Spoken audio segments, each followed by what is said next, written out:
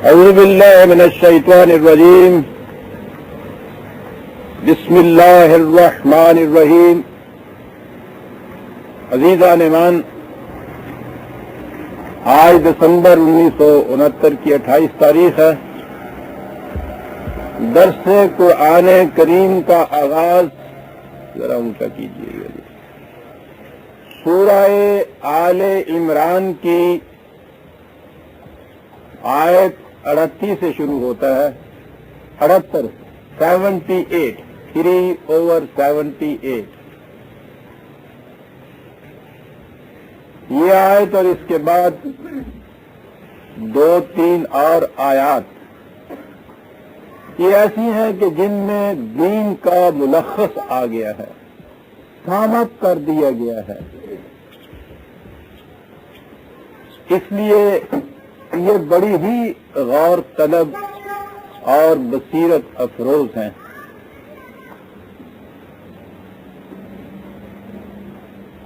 دین کی غرض و غایت کیا ہے، اس کا منتہا اور مقصود کیا ہے؟ وہ ہے انسان کو پوری آزادی دینا. اور آزادی کی ڈیفینیشن، تعریف، مفہوم قرآن کی روح سے یہ ہے کہ کوئی انسان کسی دوسرے انسان سے اپنا حکم نہ منوائے، کوئی انسان کسی دوسرے انسان کا محکوم اور محتاج نہ ہو. اس قسم کی انسانی زندگی کہ جس میں کوئی انسان کسی دوسرے کا دبیل نہ ہو، جسے کہتے ہیں. لیکن اگر کسی حکم کی پابندی نہ رہے تو تمدنی زندگی بسر ہی نہیں ہو سکتی. آزادی مادر قدر آزادی کا نام نہیں ہے، اس میں بھی پابندیاں ضروری ہیں. پابندیوں ہی سے صحیح آزادی نصیب ہوتی ہے. اور یہی وہ مقام ہے جہاں دین آتا ہے کہ کوئی انسان کسی دوسرے انسان کی آزادی پر پابندی نہیں عائد کر سکتا. یہ پابندیاں خدا کی طرف سے عائد کی گئی ہیں. تو دین کا ملخص یہ ہے کہ محکومی، حکم کی اطاعت یا فرما پردیری صرف قوانین خداوندی کی ہو، اس کے علاوہ کسی اور کی اطاعت اور محکومی جائز نہیں ہے. نہ کسی کو حق حاصل ہے کہ کسی دوسرے سے اپنا حکم منوائے، اور نہ کسی کو اس قسم کی زندگی اختیار کرنی چاہیے کہ وہ کسی دوسرے انسانوں کے محکوم اور تابع زندگی بسر کرے. اور یہی وہ حقیقت کبریٰ ہے کہ جس کا اعلان سورہ فاتحہ کی پہلی ہی آیات میں یہ کہہ کے کر دیا گیا کہ ایاک نعبد. کسی کا نام توحید ہے. توحید کے یہ معنی نہیں ہے کہ آپ کہیں کہ خدا ایک ہے. اس کہہ دینے کا کیا مقصد ہے؟ خدا ایک ہے، خدا 3-4 ہے، نظری طور پر اس کا فرق نہیں پڑتا کچھ بھی. فرق وہاں ہے جہاں ایاک ہے. بڑے زور کی یہ چیز ہے جسے ایاک نعبد کہا گیا ہے. ہم صرف تیری محکومی اختیار کرتے ہیں، کسی اور کے حکم کی اطاعت نہیں کرتے. عبودیت یا جسے پھر عبادت کہا جاتا ہے، اس کے معنی ہی ہے کسی کا محکوم ہو جانا، کسی کا تابع فرمان ہو جانا. دین جب مذہب کی سطح پہ اتر آتا ہے تو وہاں پھر ان الفاظ کے معنی پرستش اور پوجا پاٹ کے ہو جاتے ہیں. بڑا غلط مفہوم ہے یہ. اس کے معنی ہے اطاعت پیروی، اور اس کے معنی ہے فرما برداری اور حکم کی تعمیل کرنا، اطاعت کرنا، محکومیت اختیار کرنا. ایاک نعبد دین کا ملخص، اصل الاصول اور اساس اور بنیاد ہے. عملی زندگی میں اس کے معنی یہ ہے کہ اطاعت صرف قانون خداوندی کی ہوگی، کسی اور کی اطاعت نہیں ہوگی. تاریخ انسانیت پر غور کیجئے. انسانوں سے اپنی اطاعت کرانے والے کس کس روپ میں انسانوں کے سامنے آئے. جب نظام حکومت آپ کے یہاں صرف زور اور قوت کا تھا جسے آپ چنگیز اور ہلاکو کا دور کہیں گے، جسے آپ فرعون اور نمرود کا دور کہیں گے، اس میں ایک فرد کے حکم کی تعمیل، اطاعت، یہ تھا نظام انسان کا، صاحب حکم۔ یہ دور ایک عرصے تک انسانوں میں چلا، انسانوں نے ترقی کی، مہذب ہوئے، انہوں نے ملوکیت کو ڈیموکریسی میں بدلا، جمہوریت میں بدلا۔ اب اطاعت کن کی ہوئی؟ قوانین ساز کی اطاعت ہو گئی، جن کے حق میں، جن کے اختیار میں قانون بنانا تھا، ان کے قانون کی اطاعت۔ آپ غور کیجئے، یہ پھر ایک فریب ہے، ایک فرد کے حکم کی اطاعت، کہا کہ یہ تو بہت بڑی غلامی ہے۔ 51 کے حکم کی اطاعت یہ آزادی ہے۔ اطاعت ایک انسان کی ہو یا انسانوں کے گروہ کی ہو، وہ محکومی کی محکومی ہے۔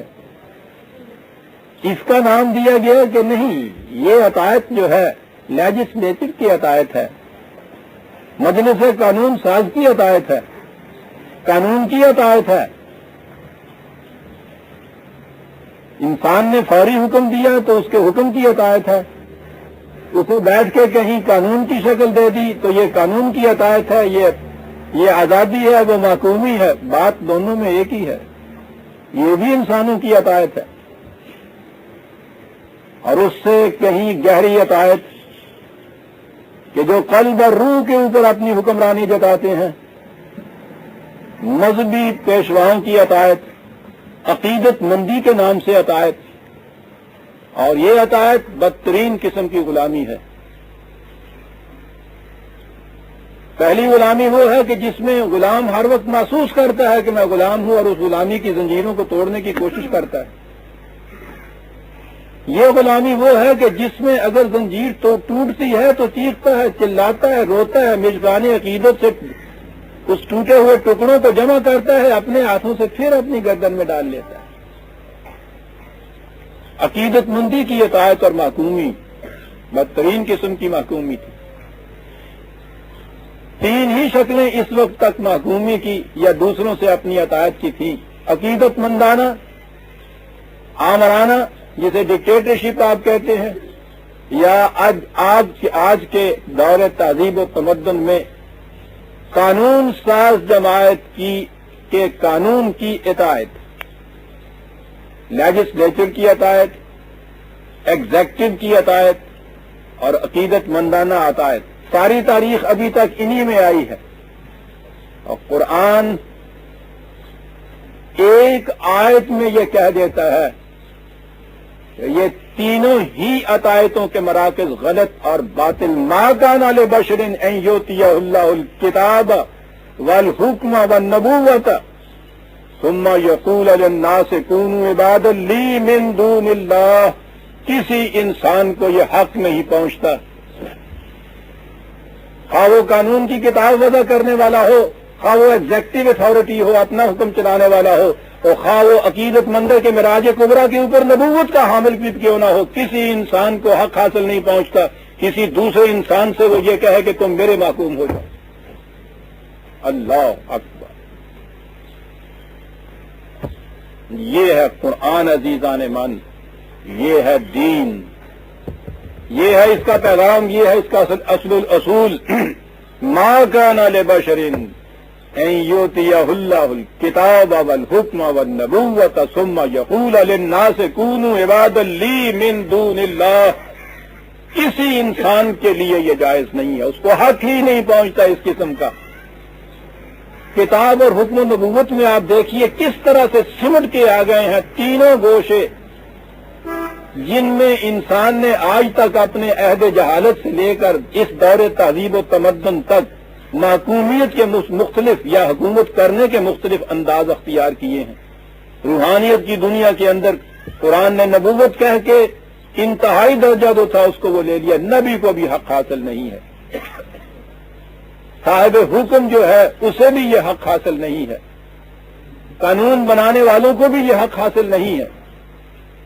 کہ کسی انسان سے وہ یہ کہیں کہ تم خدا سے برے میری محکومیت اختیار کرو. انہیں کہنا یہ چاہیے وَلَٰكِن كُونُوا رَبَّانِيِّينَ، تم سب کو ربانی بن جانا چاہیے. ربانی ایسا جامع لفظ یہاں قرآن لایا ہے. خدا کی صفت ربوبیت کا حامل، اس کے علم بردار، اس کو آگے چلانے والے. صفت ربوبیت کیا ہے؟ دوسروں کی نشو و نما کرنا. انہیں چاہیے یہ کہ اگر انہیں یہ صلاحیتیں ملی ہیں، یہ اقتدار ملا ہے، یہ اختیار ملا ہے کہ وہ قانون کو نافذ کر سکتے ہیں، اصولوں کے تابع قوانین کو وضع کر سکتے ہیں، یا اگر ان کے پاس خدا کے احکام انہیں ملے ہیں اور انہیں وہ آگے چلاتے ہیں، تو مقصد یہ ان کا ہونا چاہیے کہ نو انسان کی نشو و نما کریں. اور آپ جانتے ہیں کہ محکومی میں تو ساری نشو و نما کی صلاحیتیں سلب ہو کر رہ جاتی ہیں. یہی نہیں ہے کہ وہ انڈیفرنٹ ہو جائیں دوسرے انسانوں سے، دوسرے سے حکم نہ منائیے اور ان کے ساتھ کوئی تعلق نہ رکھیے. یہ بھی تو ایک چیز ہے. وہ کہا نہیں، وہ منفیانہ پہلو ہے، نیگیٹو ایسپیکٹ ہے. آپ کہیں کہ میں حکم تو نہیں کسی پہ بھی چلاتا، لیکن مجھے اس کے معاملے سے واسطہ بھی کچھ نہیں. وہ کہتا یہ بات غلط ہے کہ آپ انڈیفرنٹ ہو کے اس سے باتیں. تمہیں ربانیین ہونا ہوگا. خدا کے قوانین کی اطاعت سے اپنی نشو و نما کرو، اور جتنے بھی تمہارے متعلق ہیں ان تمام کی نشو و نما کا ذمہ اپنے اوپر لو. صاحب کتاب، صاحب حکم اور صاحب نبوت، تینوں گوشوں کے اندر یہ کہا گیا کہ تمہارا فریضہ یہ ہے کہ نو انسانی کی نشو و نما کا انتظام کرو. یہاں تک بات نظری طور پر ہو رہی تھی. یہ کرو کس طرح سے؟ ربانی کیسے بنو؟ صرف خدا کی محکومیت کیسے اختیار کرو؟ خدا تو کسی کے سامنے نہیں آتا، وہ تو کسی کو اپنا حکم خود براہ راست نہیں دیتا. کس طرح سے یہ چیز کی جائے؟ بما کنتم تعلمون الکتاب، خدا کی کتاب کے ذریعے سے ایسا ہوگا. اس نے جو ضابطۂ قوانین دیا ہے اس کی تم تعلیم دیتے ہو، اور صرف تعلیم دینے سے کام نہیں چلتا. وَبِمَا كُنتُمْ تَدْرُسُونَ، میں نے عرض کیا تھا کہ جسے ہم درس کہتے ہیں، یہ شہر والوں نے تو کم دیکھا ہوگا، گاؤں والے جانتے ہیں. فصل کاٹی جاتی ہے، گیہوں ابھی خوشوں میں ہوتی ہے، چھلکوں میں ہوتی ہے، پھر اسے گاہا جاتا ہے، بیل چلائے جاتے ہیں، سارا دن اس کے اوپر بیل چلاتے رہتے ہیں تاں کہ وہ ان کا چھلکا دانوں سے الگ ہو جائے یا دانے چھلکوں سے الگ ہو جائیں، چھلکے الگ کر دیے جائیں اور اناج الگ کر دیا جائے. یہ جو پروسیس ہوتا ہے حشو و زوائد کو دور کر کے اصل مقصود کو حاصل کر لینا، اسے درس کہا جاتا ہے. بما کنتم تدرسون، کتاب کے الفاظ تعلمون تو وہاں تک ہے کہ جہاں تک علم ہے کتاب کا، اور تدریس یا درس کی کیفیت یہ ہے کہ اس کے اندر سے اس کے معانی کو باہر لے آنا. یہ سب کچھ ہوگا الکتاب کے ذریعے سے. تعلمون الکتاب، یہ الکتاب ہے، یاد رکھیے، ہر کتاب کے ذریعے سے یہ نہیں ہوگا. الکتاب جو خدا کی طرف سے تمہیں ملی ہے، اس کی تعلیم، اس کی درس و تدریس، اس کے معانی کو حاصل کرنا، اس کی روح سے تم قوانین خداوندی کی اطاعت کرو گے. دنیا بھر کی اطاعتوں سے اور معصومیوں سے نجات مل جائے گی. اس سے تمہاری ذات کی بھی نشو و نما ہوگی اور تم دوسروں کی بھی نشو و نما کر سکو گے. یہ ہے فریضہ ان لوگوں کا کہ جن کو قانون سازی کے اختیارات ملے ہوں، جن کو ان قوانین کے نافذ کرنے کے اختیارات ملے ہوں، اور جو روحانیت کی دنیا میں، اعتقادات کی دنیا میں خدا کی طرف سے خواب و نبوت لے کے بھی کیوں نہ آئے ہوں، ان میں سے ہر ایک کا فریضہ یہ ہے کہ کتاب خداوندی کی تعلیم کرے، اس کی تدریس کرے، اور اس طرح سے اپنی اور دوسروں کی صلاحیتوں کی نشو و نما کا سامان باہم پہنچائے. یہ ہے دین کی غرض و غایت. برادران عزیز، خدا کی اطاعت کرو، خدا کا حکم مانو، اسلام پر چلو، روز آپ یہ الفاظ سنتے چلے آ رہے ہیں، متعین طور پہ کوئی نہیں بتاتا کہ یہ کرو کیسے، اس کا ذریعہ کیا ہے۔ حیرت ہوتی ہے مجھے کہ اتنی گہری چیز کون شخص کہہ گیا، کن حالات میں کہہ گیا۔ قائد اعظم محمد علی جناح، مسٹر جناح، بارٹ لا، عام الفاظ میں سنیے کہ داڑھی مونڈا، سوٹ بوٹ پہنے ہوئے، مغرب زدہ۔ اس سے جب پوچھا گیا سن 41 میں حیدرآباد دکن میں، عثمانیہ یونیورسٹی کے اسٹوڈنٹس نے یہ سوال کیا تھا کہ آپ جس جداگانہ مملکت کے لیے جد و جہد کر رہے ہیں، جسے اسلامی مملکت کہا جاتا ہے، اس کا امتیازی نشان یا خصوصیت کبریٰ کیا ہوگی؟ غور کیجیے، کس سے یہ سوال کیا جا رہا ہے؟ تو انہوں نے کہا کہ اس کی خصوصیت یہ ہے کہ اسلامی مملکت میں اطاعت کا مرجع صرف خدا کی ذات ہوتی ہے، اس کے علاوہ کوئی اور نہیں ہوتی، اور اس کا عملی ذریعہ قرآن کریم کے احکام کی تعمیل ہوتا ہے۔ حیرت ہوتی، سر خدا کے زاہد و عابد با کس نہ گفت، در حیرتن کے بادہ فروش از کجا شنی۔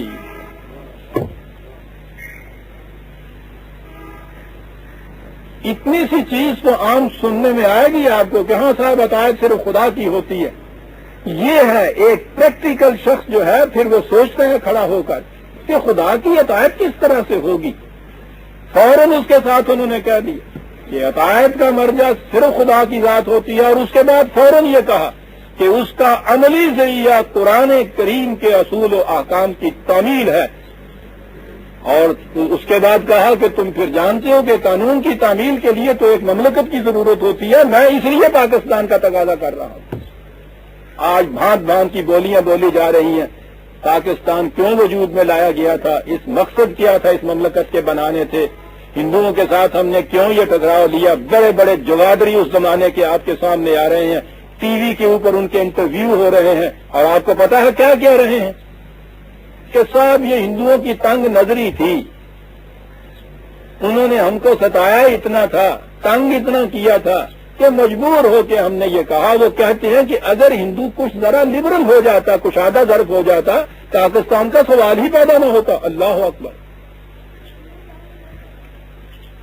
یعنی اس کی تنگ نظری سے مجبور ہو کے ہم نے یہ کچھ کہا۔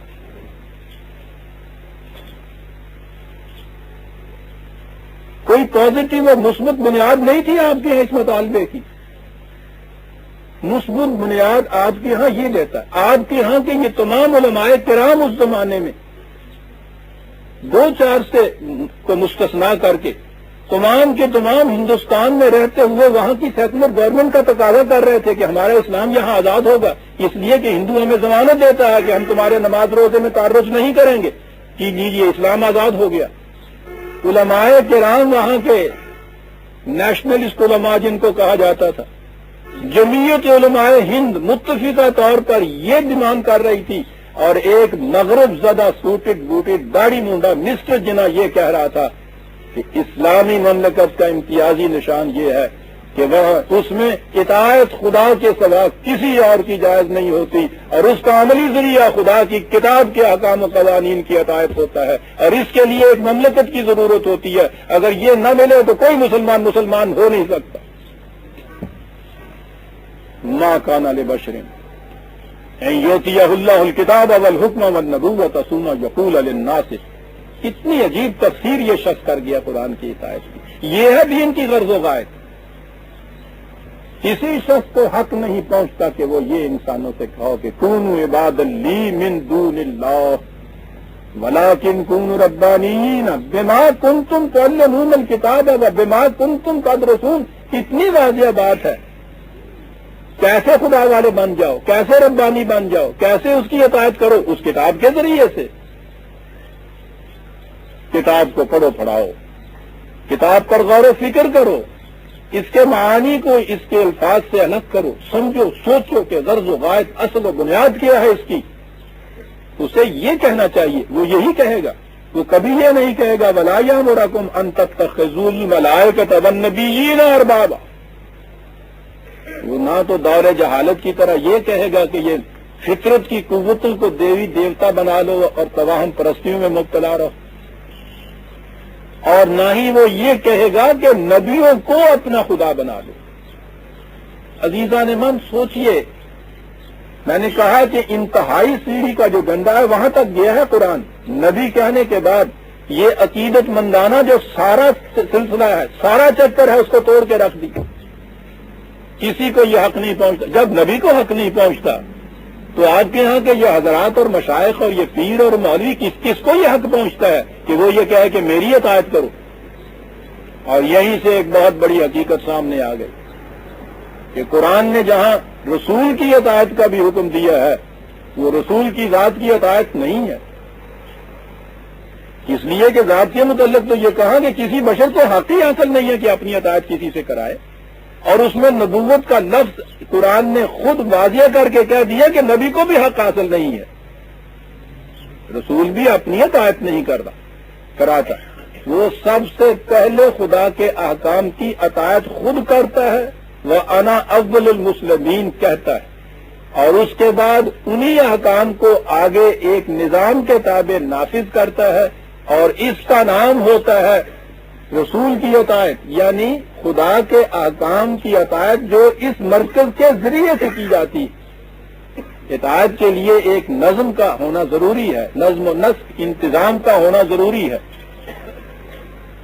یہ جو نظم ہے آپ کے ہاں اطاعت کا، یہ ہے جسے مملکت کہا جاتا ہے۔ اس کا ایک سربراہ ہوگا، فرد ہو، جماعت ہو، شکل اس کی کوئی بھی ہو، وہ اتھارٹی کہ جو خدا کے قوانین کو عملاً نافذ کرے، پہلے خود اس کی اطاعت کرے، پھر دوسروں پر اس کو نافذ کرے، بس یہ ہے اطاعت اس کی۔ رسول اللہ صلی اللہ علیہ وسلم کے بعد یہ سلسلہ ختم نہیں ہوا، خدا کے احکام کی اطاعت تو قیامت تک کرنی تھی مسلمان نے۔ یہ نظام آگے چلا، اور اس کے بعد جو آپ کی مملکت کا سربراہ ہوا جسے آپ خلیفۃ المسلمین کہتے ہیں، وہ جب خدا کے حکام کی اطاعت کراتا تھا تو وہ بمنزلہ خدا اور رسول کی اطاعت کے ہو جاتا تھا، اور اس کے بعد بھی جب بھی آپ کے ہاں کوئی مملکت ایسی قائم ہوگی جس میں خدا کے احکام و قوانین کی اطاعت کرائی جائے گی، تو وہ جس مرکز، جس اتھارٹی کے ذریعے سے وہ اطاعت ہوگی، اس کی اطاعت خدا اور رسول کی اطاعت کے بمنزلہ ہو جائے گی۔ ترجمہ اس کا ہوگا، خدا کے احکام کی اطاعت جو سربراہ مملکت کی وساطت سے ہوتی ہے، تاکہ دین انفرادی نہ ہو جائے۔ دین انفرادی ہوتا ہی نہیں ہے، دین تو اجتماعی ہوتا ہے۔ مذہب میں اطاعت انفرادی طور پہ ہوتی ہے، میں اپنے طور پہ یہاں گوشے میں نماز پڑھ لیتا ہوں، دوسرا مسجد میں جا کے اپنے طور پہ کر لیتا ہے، میں بھی اطاعت کرتا ہوں، وہ بھی اطاعت کرتا ہے۔ مذہب میں ہے یہ چیز، یہ اطاعت نہیں ہے، یہ پرستش ہے۔ دین کی اطاعت ایک نظم اجتماعی کے تابع ہوتی ہے، آج کی اصطلاح میں اس کو اسٹیٹ یا مملکت کہا جاتا ہے۔ وہ اتھارٹی جو خدا کے قوانین کو عملاً نافذ کرے گی، اس کی اطاعت خدا اور رسول کی اطاعت کے بمنزلہ ہو جائے گی۔ تو کہا کہ وہ یہ نہیں کہے گا کہ تم ملائکہ کو، بلکہ وہ یہ بھی نہیں کہے گا کہ نبیوں کو بھی تم ارباب من دون اللہ بنا لو۔ ایامرکم بالکفر بعد اذ انتم مسلمون۔ کہتا کہ جبکہ تم مسلم ہو چکے ہو تو کیا اس کے بعد وہ تمہیں کفر کی طرف لے جائے گا؟ کیا بات ایسا ہے؟ کفر اور اسلام میں حد امتیاز ہی یہ ہے کہ کفر میں انسان اپنی اطاعت دوسرے انسان سے کراتا ہے، اسلام میں کوئی فرد دوسرے سے اپنی اطاعت نہیں کراتا، خدا کے احکام کی اطاعت کراتا۔ یہ ہے اسلام اور یہ ہے کفر۔ اور اس نے کہا کہ یہ چیز نئی نہیں ہے، پہلے دن سے یہی دین تھا جو ہم نے دیا، ہر نبی کو دیا، اور اس کے بعد یہ کہا کہ یہ چیز اس نبی کی زندگی تک ہی نہیں، نہ ہی اس کی ذات تک محدود ہے، یہ سلسلہ رشد و ہدایت اسی طرح سے آگے چلتا جائے گا۔ ہر نبی نے اپنی امت کو یہ دین دیا، جاتے وقت اپنی امت سے یہ کہہ گیا کہ اس کے بعد پھر میرے جیسا اور رسول بھی خدا کی طرف سے آئے گا، وہ بھی یہی دین تمہیں دے گا، اس لیے کہ اس دوران میں اس دین میں انسانی خیالات کی آمیزشیں ہو جائیں گی، اس میں تحریف ہو جائے گی، الحاق ہو جائے گا، وہ پھر آئے گا، خدا کا منزہ دین پھر پیش کرے گا۔ جب وہ آئے تو یہ نہ کہنا کہ ہم اپنی گروہ بندی کے اوپر رہیں گے، تمہاری بات نہیں مانیں گے، وہ بھی خدا کا یہی دین دے گا جو میں دے رہا ہوں، پھر اس کی بات ماننا۔ آپ نے دیکھا کہ یہ کس طرح سے ایک مسلسل سلسلہ آ رہا ہے، اور اسی طرح سے آگے بڑھتے چلے جانا۔ ہر نیا آنے والا رسول اسی دین کی تجدید کرے گا، اسی کو دوبارہ دے گا اپنی اصل غیر محرف منزہ معرہ شکل کے اندر، اس پہ ایمان لانا، اس کی بات ماننا، وہ وہی ہوگی بات جو میری بات ہے، اور یوں سلسلہ آگے چلاتے چلے جانا۔ یہ جو آپ کو مختلف مذاہب ملتے ہیں دنیا میں، یہ کیوں مختلف مذاہب ہو گئے؟ خدا کی اس تلقین کی خلاف ورزی سے۔ پہلے نبی کی امت نے یہ سمجھ لیا کہ ساری سچائیاں ہمارے پاس ہیں، حالانکہ نبی کی دی ہوئی سچائیاں ان کے پاس باقی نہیں رہی تھی۔ جو دوسرا آیا انہوں نے اس کی مخالفت کی۔ قرآن نے کہا تھا کہ اس کی مخالفت نہیں کرنا، وہ بھی ہمارا ہی دین دے رہا ہے۔ کس انداز میں قرآن یہ بات کرتا ہے کہ وَإِذْ أَخَذَ اللَّهُ مِيثَاقَ النَّبِيِّينَ لَمَا آتَيْتُكُم مِّن كِتَابٍ وَحِكْمَةٍ ثُمَّ جَاءَكُمْ رَسُولٌ مُصَدِّقٌ لِّمَا مَعَكُمْ لَتُؤْمِنُنَّ بِهِ وَلَتَنصُرُنَّهُ۔ یہ عہد لیا تھا خدا نے، یہاں میثاق النبیین ہے، کے معنی ہے وہ عہد جو نبیوں کے ذریعے سے ان کی امتوں سے دیا گیا۔ ہر امت سے یہ عہد لیا تھا ان کی نبی وساطت سے خدا نے کہ تمہیں ہم نے کتاب اور حکمت دی ہے، قوانین دیے ہیں، قوانین کی غرض و غائب سمجھا دی ہے۔ یاد رکھو، اس کے بعد جب یہ ہو کہ اس میں انسانی آمیزشیں ہو جائیں تو پھر ہمارا کوئی رسول آئے، یاد رکھیے وہ جو یہاں بیان مفہوم یہ لیا جاتا ہے کہ مقصد نبی اکرم صلی اللہ علیہ وسلم سے ہے آخری رسول آئے، وہ بات نہیں ہے۔ جاءکم رسول ہے، نکرہ ہے۔ اس کے بعد جب بھی کوئی اور رسول آئے، مصدق لما معکم، پہچان کیا ہوگی کہ وہ رسول خدا ہی کا رسول ہے، وہ سچا کر دکھائے گا اس تعلیم کو جو تمہیں دی گئی ہے۔ تو اب آپ دیکھ لیجئے کہ پھر اختلاف کی تو بات نہ ہوئی۔ خدا کی طرف سے آنے والے رسول کی پہچان یہ ہے اس کی صداقت کی کہ وہ خدا کی طرف سے پہلی صداقتوں کی تصدیق کرتا ہوا آتا ہے۔ جب وہ یہ آئے تو لَتُؤْمِنُنَّ بِهِ، پھر تم نے اس پہ ایمان لانا۔ آپ دیکھتے ہیں کہ گروہ بندانہ جکڑ بندیوں کو کیسے توڑ رہا ہے قرآن۔ یہ نہ کہہ دینا کہ نہیں ہمارے ہی پاس صداقت ہے، ہم کسی اور کو نہیں ماننے کے لیے تیار، نہ لَتُؤْمِنُنَّ بِهِ، اس کی بات ماننا، وَلَتَنصُرُنَّ، پھر اس کی نصرت کرنا، پھر اس کی مدد کرنا۔ قَالَ أَأَقْرَرْتُمْ، پھر خدا ان سے پوچھتا تھا کہ کیا تم اس کا اقرار کرتے ہو؟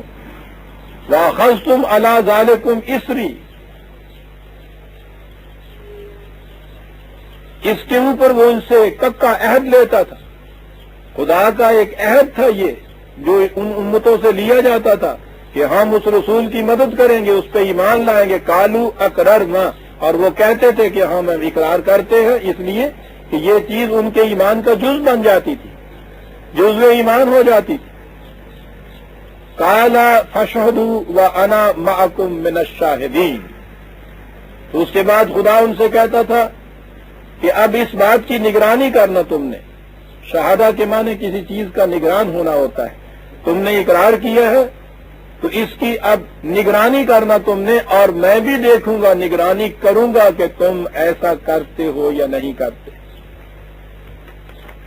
فَمَن تَوَلَّىٰ بَعْدَ ذَٰلِكَ فَأُولَٰئِكَ هُمُ الْفَاسِقُونَ، جو اس اقرار کے بعد پھر گریز کی راہیں نکالے اور اعراض برتے اس سے، تو پھر یوں سمجھ لیجئے کہ وہ صحیح پیٹرن سے الگ ہو گیا۔ دیکھیے یہاں فاسقون کا لفظ کیسا عجیب آیا ہے۔ آپ کو یاد ہوگا میں نے بتایا کہ فسق کس کو کہتے ہیں؟ ہر پھل اپنے اوپر کے چھلکے کے اندر نشو و نما پاتا ہے۔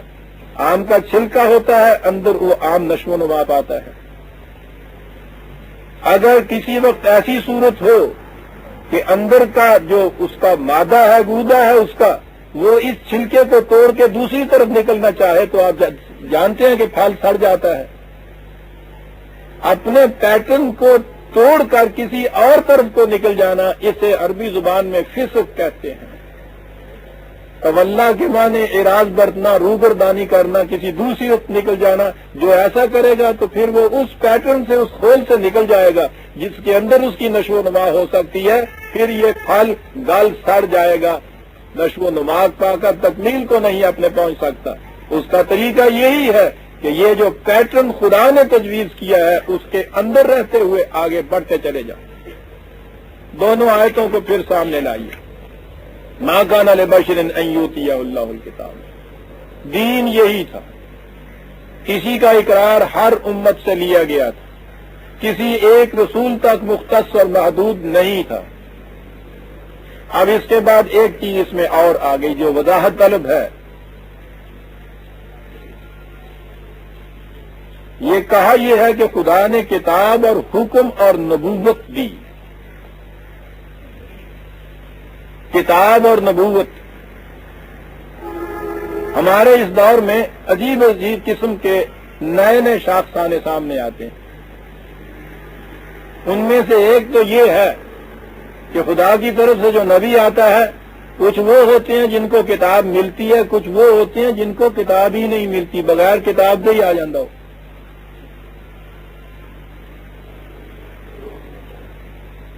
کیا کہا جائے اس ذہن کو؟ بار بار ادھر آنا پڑتا ہے۔ نظر یہ آتا ہے کہ قومیں زوال پہ چلی جاتی ہیں تو ان کی ذہنیت بھی اتنی پست ہو جاتی ہے کہ اتنی سی بات سمجھ میں نہیں آتی۔ خدا کی طرف سے رسول آتا ہے، پیغام در آتا ہے، پیغام بر آتا ہے، پیغام نہیں لاتا۔ چٹھی رساں آتا ہے، چٹھی نہیں لاتا۔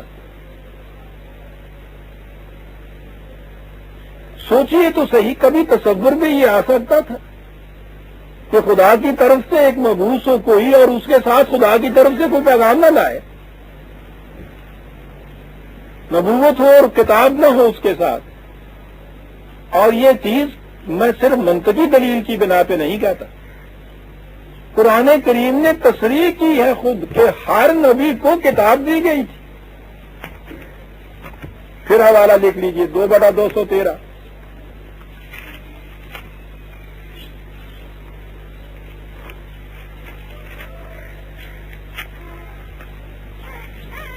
جی ہاں، کان الناس امۃ واحدۃ فبعث اللہ النبیین مبشرین ومنذرین وانزل معهم الکتاب۔ نوع انسانی ایک امت واحدہ تھی، انہوں نے اختلاف پیدا کیے، ٹکڑے ٹکڑے ہوئے، خدا نے انبیاء بھیجنے شروع کیے، مبشر تھے، منذر تھے۔ وانزل معهم الکتاب، تمام انبیاء کے ساتھ کتاب بھیجی ہم نے۔ بات ہی صاف ہے، خدا کے احکام کے بغیر نبی کرنے کے لیے کیا کرنے کو آئے گا؟ پہلی چیز تو یہ تھا جو یہاں مغالطہ کیا گیا، نبی آتا ہے کتاب نہیں ساتھ ساتھ۔ قرآن کریم کی واضح اس قدر بصراحت بیان کی ہوئی تعلیم کے خلاف ہر نبی کے ساتھ کتاب قرآن کہتا ہے۔ میں کہتا ہوں نہ بھی کہتا تو بات واضح تھی، لیکن قرآن تو وضاحت سے کہہ رہا ہے۔ پہلی چیز تو یہ۔ اگلی چیز والحکم، نبی صاحب حکم ہوتا ہے۔ یہاں حکمت نہیں کہا، حکم کہا، یہی ہے جس سے حکومت ہے۔ حکومت تو ایک اصطلاحی چیز ہے ہمارے ہاں، اصل میں اس کے معنی ہوتے ہیں قوت فیصلہ، ججمنٹ، اور اس کے پھر اس کو ایگزیکیوٹ کرنا، فیصلہ دینا اور پھر فیصلے کو نافذ کرنا۔ آپ کے ہاں آج کی اصطلاح میں ایک مقننہ ہوتی ہے، ایک اجرائیہ ہوتی ہے، ایک لیجسلیچر ہوتی ہے، ایک ایگزیکٹو پاور ہوتی ہے۔ قانون ساز اگر کہیں قانون ساز اسمبلی، قانون ساز ادارہ، قانون بنانے کے اختیارات تو ہوں، لیکن قوت نافذہ نہ ہو، آسانہ ہو تو کلیمی یا کار بے بنیاد قانون بناتے چلے جائیے، فائدہ کیا ہے قانون بنانے کا؟ وہ واز ہوتا ہے برادران عزیز۔ واز ان قوانین ہدایات کے مجموعے کا نام ہے کہ جو ہدایات و قوانین تو ہو، قوت نافذہ ساتھ اس کے نہ ہو۔ واز کہنے والا للہ رہن دے آیا ہوں، اور دیکھو اللہ واسطے سچ بولیا کرو، جھوٹ نہ بولیا کرو، چوری نہ کریا کرو، بندے بنو، دیکھو تھی دیکھو۔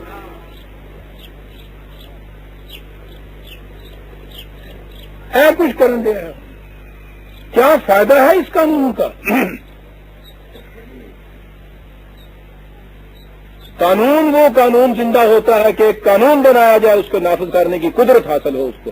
اسی لیے قرآن نے کتاب اور حکم کہا ہے، یہاں حکمت نہیں کہی۔ حکمت تو قانون کی غرض و غایت ہوتی ہے، قوت نافذہ ہے ساتھ، والحکم۔ اب یہ کہنا کہ صاحب نبی آیا کرتے تھے واز کہنے کے لیے، صاحب حکم نہیں ہوتے تھے، دیکھیے تو صحیح۔ کہا جائے گا کہ صاحب یہاں تو کہا ہے کہ حکم ملے کسی کو، ملے کسی کو نہ ملے۔ مصیبت یہ ہے کہ نہ قرآن خود جانتے تھے، نہ اس کے بعد جو متبعین ہیں ان کو یہ چیز نصیب ہوئی ہے کہ قرآن کے اوپر ایک نگاہ تو ڈال لیں کہ وہ کیا کہتا ہے۔ 6/90 6/90 تمام انبیاء کرام کا ذکر آ رہا ہے پیچھے سے، نام بنام، ابراہیم، اسحاق، یعقوب، داؤد، سلیمان، ایوب، یوسف، موسیٰ، ہارون، زکریا، یحییٰ، عیسیٰ، الیاس، اسماعیل، یسع، یونس، لوط۔ دیکھ رہے ہیں، اولئک الذین آتیناہم الکتاب والحکم والنبوۃ۔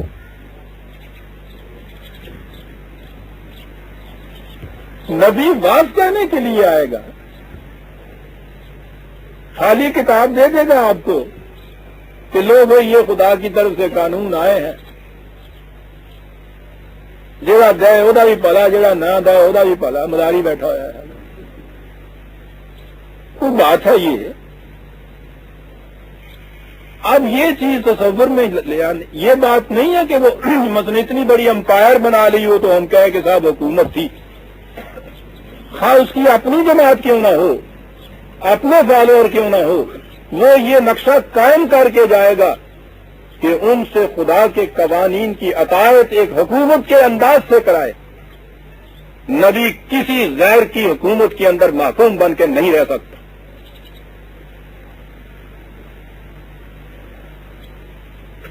اگر صورت یہ ہو کہ محکومیت دوسروں کی اختیار کی ہے، اور وہ بھی کفار کی محکومیت وہ اختیار کی ہوئی ہے، اور خدا کے احکام و قوانین وہی کی روح سے پا کے دیے چلا جاتا ہے، بات کہہ رہا ہے وہ شخص، خود بھی کفار کے احکام کا اتباع کر رہا ہے، اپنے متبعین سے بھی ان کا اتباع کرا رہا ہے، اور خدا کے احکام وہی سے پا کے دنیا کو دے رہا ہے۔ اللہ اکبر!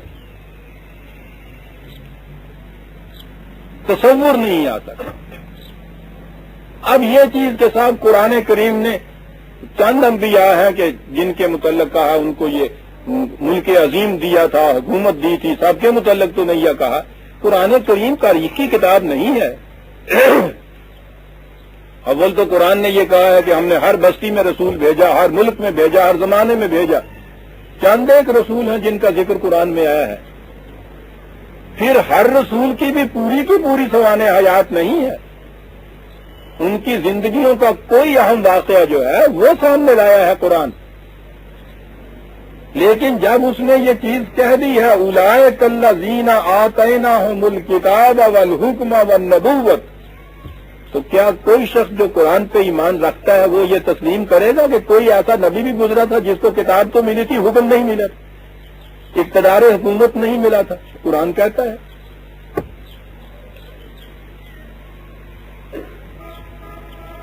پیش کیا کرتے ہیں انبیاء کرام میں حضرت عیسیٰ علیہ السلام کی زندگی ثابت نہیں ہے۔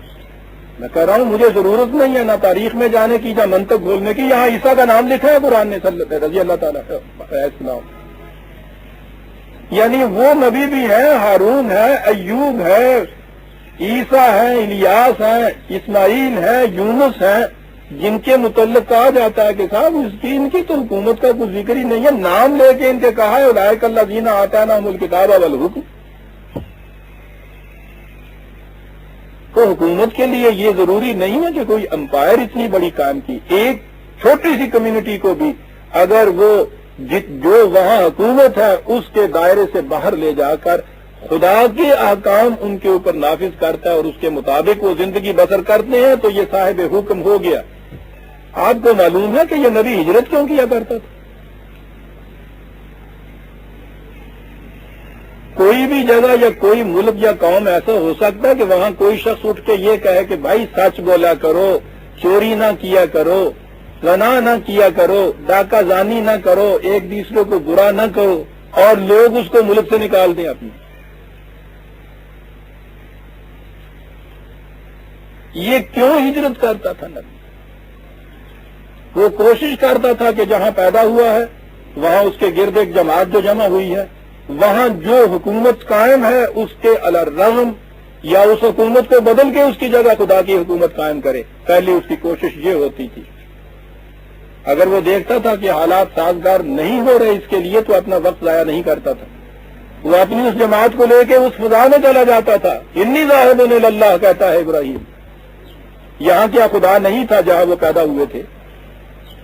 یہ کیا تھا؟ کون سا خدا تھا جس کی طرف یہ جا رہے تھے؟ کون سی زمین تھی جس میں خدا کے طرف وہ جا رہا ہے؟ انی مہاجر الی ربی کہتا ہے وہ اس فضا کی طرف منتقل ہو جاتا تھا کہ جہاں جا کر پھر وہ اپنے متبعین سے ہی صحیح، ایک جماعت سے صحیح، ایک پارٹی سے صحیح، صرف خالص قوانین خداوندی کی اطاعت کراتا تھا. ہر نبی یہ کر کے جاتا تھا عزیزان من. لہذا یہ سوال ہی نہیں ہے کہ کوئی نبی آئے اور وہ ساری عمر خود بھی غیروں کی اطاعت کرتا رہے، اپنے متبعین سے بھی غیر خداوندی اطاعت کراتا چلا جائے اور وعظ کے طور پر یہ پند و نصیحہ کر جائے، سچ بولا کرو، جھوٹ نہ بولا کرو. تصور ہی نہیں ان کو آیا کہ نبوت کا مقام کیا ہوتا ہے. نبی بہت بڑا انقلاب آفرین شخصیت ہوتی ہے. باطل کے بندنوں کو توڑ دیتا ہے وہ نبی جو آتا ہے. واز کہنے کے لیے نہیں آتا، اپدیش نہیں دیتا. وہ قرآن کی شہادت ہمارے پاس ہے. تمام انبیاء کے ذکر کے بعد کہا کہ ہم نے ان کو کتاب دی اور حکم دی. نبی یہ کرنے آتا تھا. اب کہا جائے گا کہ صاحب ٹھیک ہے نبی تک تو معاملہ یہ ٹھیک ہے، وہ یہ کرتا تھا، اور نبی کے بعد جی 45/60 45/16 یہاں صرف انبیاء کے متعلقات. نبی کے چلے جانے کے بعد وہ جو امت اس کی ہوتی ہے وہ وارث ہو جاتی ہے اس کی کتاب کی، اس کے پیغام نبوت کی. اور اس کے بعد کیا پھر یہ چیز وہ امت جو ہے وہ بغیر حکم یا بغیر حکومت کے اس تعلیم کی پیروکار سمجھی جا سکتی ہے؟ کیا یہ تصور کیا جا سکتا ہے یا تسلیم کیا جا سکتا ہے کہ نبی کی امت ہو، نبی کی کتاب یا پیغام جو ہے پھر اس کو وعظ کے طور پہ اپنے ہاں دہراتی رہے اور معقومیت وہ غیر خداوندی کی اختیار کیے ہوئے ہو؟ کیا اس کا نام اسلام قرار دیا جائے گا؟ کیا ان کو مسلم قرار دیا جائے گا؟ اگر تو قرآن یہ کہے کہ یہ حکومت کی بات جو تھی یہ صرف نبی تک محدود تھی، پھر تصور ہو سکتا ہے کہ بعد میں خیر اپنی حکومت نہ بھی رہے تو اللہ کے ان احکام کے اوپر انفرادی طور پہ انسان عمل کرتا رہے تو ٹھیک ہے، مذہب پرست تو یہ ہو جاتا، مذہب پرست تو ہو جاتا ہے. سوال یہ ہے کہ کیا دین کا اتباع بھی یہ کرتا ہے؟ قرآن کہتا ہے کہ نبی کے بعد یہ تینوں چیزیں جو انبیاء کو اس نے کہی ہیں وہ کہتا ہے ان کی امت کے اندر یہ تینوں چیزیں برقرار رہتی ہیں اور اس وقت تک وہ امت دین کی حامل قرار پاتی ہے. وہاں انبیاء کا ذکر تھا، انہی الفاظ میں یہ کہا ہے وَلَقَدْ آتَيْنَا بَنِي إِسْرَائِيلَ الْكِتَابَ وَالْحُكْمَ وَالنَّبُوَّةَ. اس قوم کے پاس یہ تینوں چیزیں موجود ہوتی ہیں. نبوت کا بتایا ہوا راستہ، خدا کی کتاب والحکم، جب تک یہ قوت نافذہ رہتی ہے اس قوم کے پاس، وہ خدا کی کتاب پر چلنے کی مدعی بھی ہو سکتی ہے اور اسے کہا بھی جا سکتا ہے کہ دین پر چل رہی ہے۔ جب قوت نافذہ نہیں رہتی تو بے شک اس کے پاس کتاب رہے، نبوت کے تمام جتنے بھی بصیرت افروز احکامات ہیں اس کے پاس، وہ بھی اس کے پاس رہیں، اگر اس میں حکم نہیں باقی رہا ہوا وہ دین پہ نہیں چل سکتی، واز کہنے والی قوم بن جاتی ہے۔ اور یہ تھا تیسرا ٹکڑا جو اس فرنگی زدہ مسٹر نے یہ کہا تھا کہ اسلامی حکومت کا امتیاز یہ ہے کہ اس میں اطاعت کا مرجع خدا کی ذات کے علاوہ کوئی نہیں ہوتا، اور اس کی عملی شکل اس کی کتاب کے احکام کی تعمیل ہوتی ہے، اور اس تعمیل کے لیے ایک مملکت کی ضرورت ہوتی ہے۔